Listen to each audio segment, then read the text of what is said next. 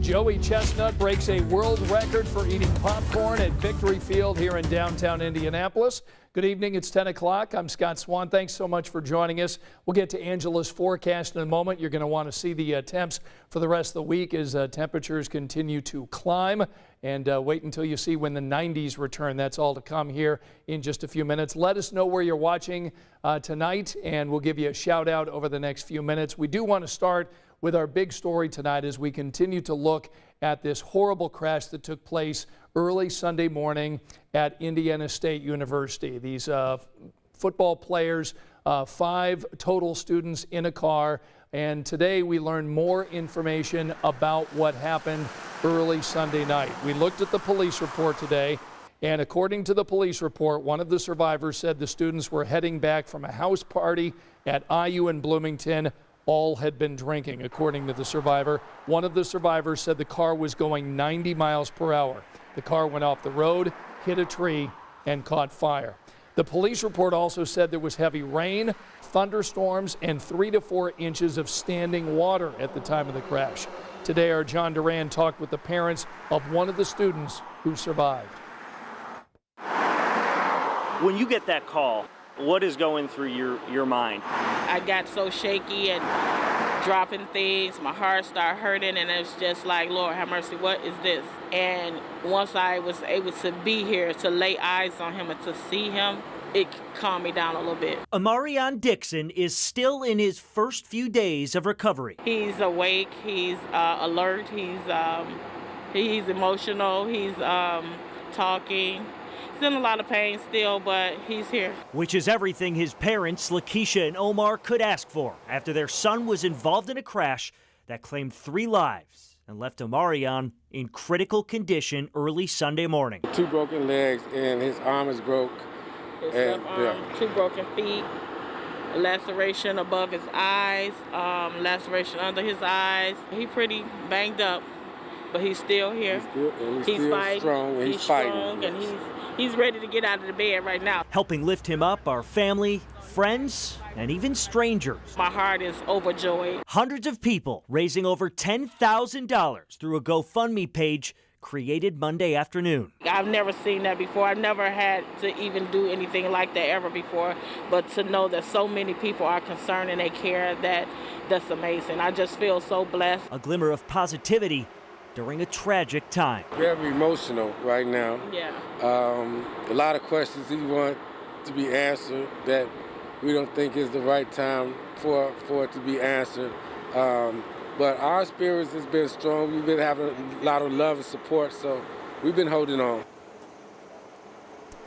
So Amarion played high school football in Lafayette, Indiana, and tonight our Rachel Krause went to that high school today and talked with the high school coach, and it was very interesting and really to see the support that Amarion is getting from his high school football team is a story that you're going to see tonight on 13 News at 11. So we hope you'll join us over on 13 coming up in just a little less than an hour.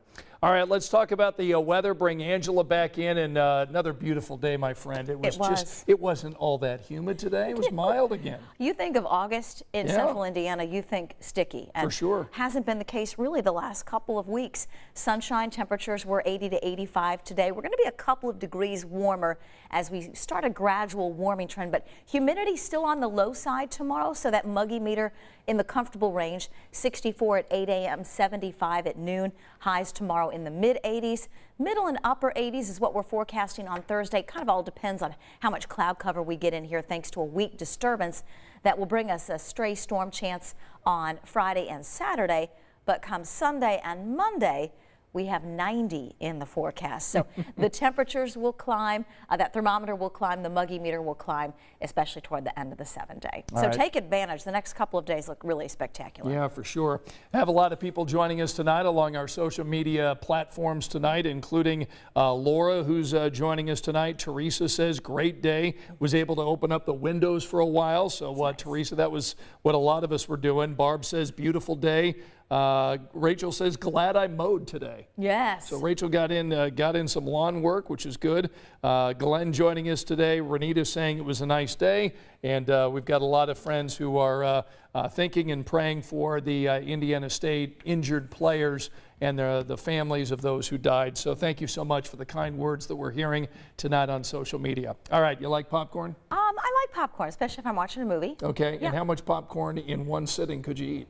Maybe a small bucket Yeah. by myself. Yeah. That's But a small it. box for me. Yeah. Janae and I would share maybe half a box each during Yeah. the movie. Yeah, because I like to mix it with something sweet like M&Ms Oh, or yeah, there you go. Junior Mints or something like that. There you go. So you and I are on the same Yeah. page on that. All right, so Joey Chestnut. Obviously, we know Joey Chestnut is the Central Indiana resident who consumes massive numbers of hot dogs Food. on July 4th. So he's at Victory Field tonight. There was an Indians game, and prior to it, he sets out on a world record quest to consume as much popcorn as he can in 8 minutes. So there on the big screen, the fans at Victory Field watching Joey Jaws Chestnut consuming popcorn, and he's got water there that every couple of bites he'll throw back some water and try to down it all. A lot of people on our Facebook page were talking about how gross it was I to can't watch it. So he's got butter all over his face. Here's at the very end, the last few seconds, he's just scooping it in. He holds it in. Look, he doesn't barf. He just is trying to hold it in. Can't. At the end of it, he broke the world record tonight. He Okay. ate 32 24-ounce servings in 8 minutes. Joey Chestnut getting it done. I'm just trying to wrap my head around it. 32. 32 24-ounce servings, and they all came in those boxes, okay? So So that's 4 boxes a minute. Am I right? Is my math right? your math, 4 I ti- think, is pretty good there. So Rachel says Ew. lots of butter with popcorn, lots and lots. Glenn says caramel popcorn. Oh, I can do that. Teresa says that was painful to watch. I'm with you. It makes Monica my stomach says he's turn. going to be sick. Joyce says love popcorn, a bucket please. Rachel again says yuck, that's a lot. So It's just too much. It's too much. But I mean, he's famous for it. The hot He is. dogs, the shrimp cocktail. right, good popcorn. point. Yeah.